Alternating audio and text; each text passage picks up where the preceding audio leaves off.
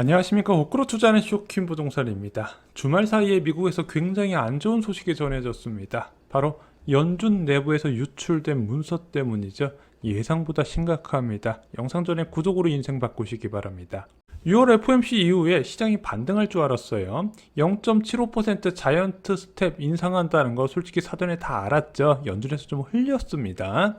자이언트 스텝에 대한 신호가 미리 나오면서 시장이 선반영을 했다는 부분이죠. 게다가 FOMC 기자회견에서 연준 의장이 다음 달 인상 가능성도 시장에 인식시켜줬다는 부분입니다. 자, 증시의 가장 큰 악재 중 하나인 불확실성이 해지가 됐다는 부분이죠.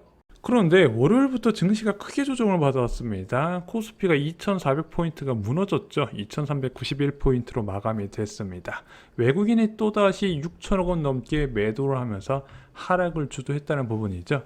환율 시장도요, 지금 1300원 돌파하냐 이런 얘기까지 나올 정도로 금융시장 자체가 크게 위축이 된 상황입니다. 문제가 된 이유는 간단합니다. 바로 물가 불안이 확산되기 때문에 연준에서 금리를 빠르게 올리면서 신속히 그 중립금리를 맞추는 건 알아요. 그런데 그 다음에 어떻게 하려고 하는지 솔직히 잘 전해진 게 없잖아요. 그것에 대한 힌트가 주말 사이에 발표가 된 거죠. 바로 연준 내부 문서가 언론에 보도가 된 겁니다. 또 월스트리트 저널이에요. 자, 월스트리트 저널 기사에 이렇게 나온 겁니다. 패드가 금요일에 발표한 보고서에서 심각한 인플레이션에 대응하기 위한 방안을 제시하고 있더라. 연말 적정 기준금리를 4에서 7% 책정을 제시를 했다는 부분이죠. 이상하다. 점도표에서 연말 3.4% 제시했는데 통화정책을 결정하는 연준 이사들이 이렇게 생각한다는데 4에서 7%는 어디서 나온 이야기일까? 그리고 연준 내부 보고서가 의미가 있냐? 이 부분이 좀 궁금하시죠? 그런데 미리 좀 결론부터 말씀드리면 굉장한 큰 의미가 있다는 부분, 그리고 이 보고서를 절대 가볍게 보시면 안 된다는 부분도 같이 정리를 드리겠습니다. 한국을 예로 들어볼게요. 한국에서 통화정책의 변화가 나올 때는요, 사전에 알리는 방식이 있습니다. 먼저 한국은행 총재가 언론과의 접촉에서 변화 가능성을 우회적으로 언급을 해요. 또 다른 방식이 있습니다. 바로 BOK 이슈노트 같은 한국은행 소속 연구원이 발간하는 보고서를 통해서 한국은행 통화정책에 대해서 미리 시장에 신호를 주는 거죠. 그래서 앞으로 금리가 자주 올릴 것 같다, 아니면 긴축으로 전환될 것 같다, 완화적 통화정책으로 전환될 것 같다, 이런 식으로 방향을 예고할 때는 이런 보고서를 통해서 시장에 신호를 미리 준다는 부분이죠. 그래서 시장에서는 이런 BOK 이슈 노트가 나올 때마다 잘 분석해서 깜빵인지 아닌지 체크를 하고 있습니다. 왜 한국은행 내부 보고서는 영향이 클까요? 자, 금통위원들이 있습니다. 이 사람들이 통화정책을 세울 때 고려하는 것은 무엇이죠? 바로 현재의 경제 지표를 가장 우선적으로 보겠죠. 성장률, 물가, 부채 지표를 종합적으로 판단해서 통화정책을 세울 겁니다. 근데 얘는 과거 데이터예요. 솔직히 이 현재 나온 경제 지표보다 더 중요한 게 향후 전망이나 내가 통화정책을 결정했을 때 나타나는 파급 효과 등이 더 궁금하다는 부분이죠. 그래서 금통위원들은 이런 고민을 할 수 있습니다. 앞으로 인플레이션이 얼마나 확산될까 궁금한데 한국은행에서 3개월마다 경제 전망을 내세우긴 하는데 솔직히 이게 거의 안 맞아요. 그래서 현재 인플레이션 상황에서 앞으로 더 얼마나 진행될 것인가 궁금할 만하죠. 또한 공급층 요인에 따른 인플레이션 어떻게 조정해야 되지? 그런데 금통위원들은 별도의 연구 조직이 없다는 부분입니다. 그래서 이런 BOK 이슈 노트에서 금통위원들이 궁금할 만한 것을 보고서로 제작을 하는 거예요. 예를 들면 이런 거죠. 국제 원자재 가격이 계속해서 치솟으면서 공급층 인플레이 요인이 가중이 되네. 그럼 이럴 때 통화정책을 어떻게 하지? 금리를 올린다고 공급층 원자재 가격 우리가 조절할 수는 없는 거잖아. 그러면은 BOK 이슈 노트에서 과거에 예를 들어 고물가 상황이 좀 대표적인 사례였던 이제 오일 쇼크 당시에 각국에서 통화 정책을 다르게 행했네. 어떤 국가는 금리를 많이 올리고 어떤 국가는 금리를 많이 안 올렸다. 이들 국가의 결과가 어떻게 차이 났냐? 보고서를 통해서 제작해서 위에 올리는 거예요. 그래서 통화 정책을 세울 때 금통위원들이 한국은행의 내부 보고서를 우선적으로 활용하기 때문에 이 내부 보고서가 향후 통화 정책을 나타낼 수 있겠구나 깜빡이로 인식을 한다는 부분이죠. 그래서 연준의 내부 보고서를 간단하게 넘길 문제가 아니라는 거예요. 자, 연준 이사라고 얼마나 금리를 올려야 될지 알고 있을까요? 확신은 안 설 거예요. 많이 올려야 되는데 어느 정도 수준까지 올려야 적정 수준이 될지는 아무도 모른다는 부분입니다. 그래서 이런 보고서가 현재 물가 수준에 어느 정도 기준금리가 나와야 적정한지 가이드라인을 제공한 것이다. 문제는 그것이 최소 연말 기준으로 4%라는 거죠.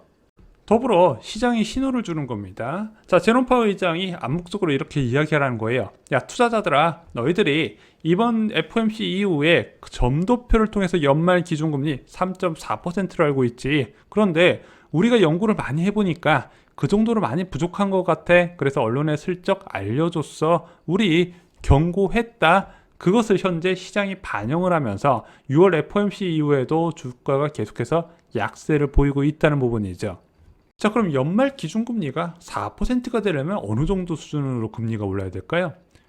이번에 기준금리 1.75%까지 올라갔죠. 6월 FOMC에서. 다음 달에 자이언트 스텝까지 제롬 파월 의장이 경고를 했습니다. 아마 2.5%까지 올라갈 거로 봐요. 지금 패드워치에서도 90% 이상 확률로 보고 있습니다. 그러면은 2.5%까지 7월에 맞춘 다음에 연말까지 4% 맞추려면은 자, 보면은 9월 FOMC에서 빅스텝, 그리고 11월 FOMC에서 빅스텝, 그 다음에 12월 FOMC에서도 빅스텝을 밟아야 된다는 부분이죠. 자, 그럼 2.5% 중립금리 설정 이후에 베이비 스텝 위주의 금리 인상이 아니라고 시장이 신호를 주는 겁니다. 문제는 이게 최소한의 수준이라는 거예요. 만약에 여기서 물가가 오름세가 확대되면 확 5에서 6%까지 올려버린다.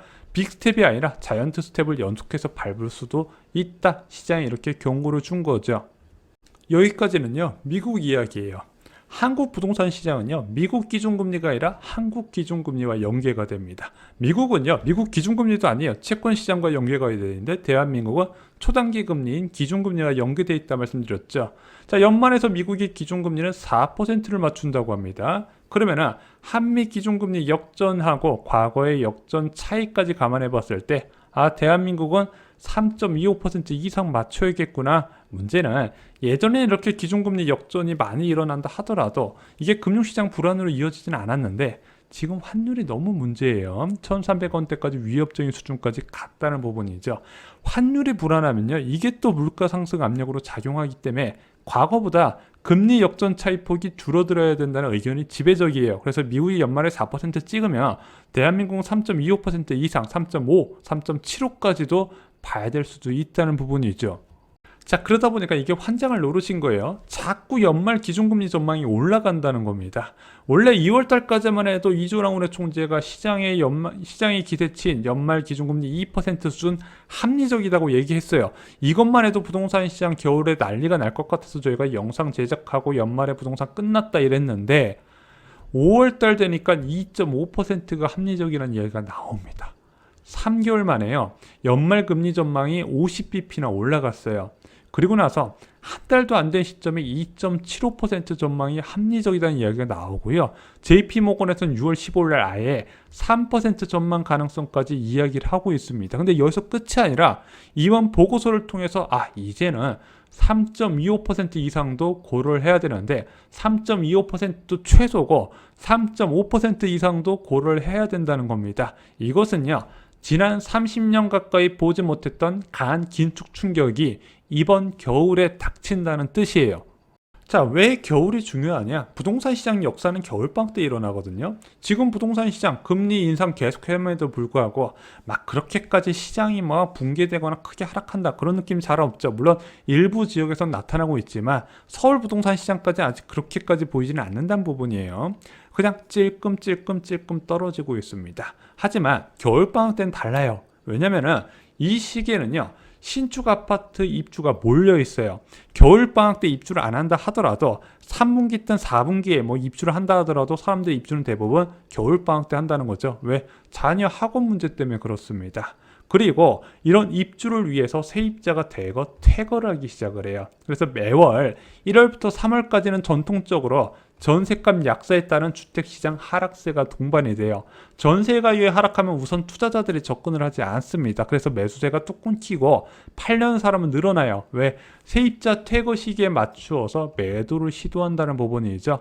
역전세난이나 양도세 중과 완화 등 이슈가 더해지면 급매물이 급속도로 증가해요. 그래서 지금 양도세 중과 한시적 완화가 시작된 지 꽤 됐지만 시중의 매물이 그렇게까지 급매물이 늘어나지 않는 이유는 세입자가 살고 있기 때문이에요. 세입자가 살고 있는 집을 팔기 위해서 보여달라고 요청할 수 없는 거예요. 만기 때까지 기다려야 된다는 부분입니다. 그래서 이런 겨울방학 시즌에 한꺼번에 이런 이슈들이 겹쳐지면서 굉장한 예민한 시기가 된다는 거예요. 그런데 이런 예민한 시기에 기준금리가 높으면 시장이 그만큼 붕괴될 확률이 커진다는 부분입니다. 그래서 2023년부터 방학 시즌을 조심해야 되는 이유가 된다는 부분입니다. 앞으로 2023년부터 2024년 상반기 현재 통화정책 예상 가능한 부분에서는 기회로 분명히 보여요. 자, 분명히 이 시기가 되면 팔기만 할 겁니다. 실소자는 금리가 높아서 잡을 수가 없어요. 근데 미리 대비하신 분들은 잡을 수가 있다는 부분이죠. 그 대비할 때 준비하셔야 될 게 있습니다. 흐름과 제도 정도는 충분히 알고 계셔야 되는데 쇼킹 부동산 아파트 교과서로 충분하다 말씀을 드렸습니다. 꼭 여러분들이 기회를 잡으셨으면 좋겠습니다. 이상으로 영상 마치겠습니다. 좋아요, 구독, 공유 꼭 부탁드립니다. 감사합니다.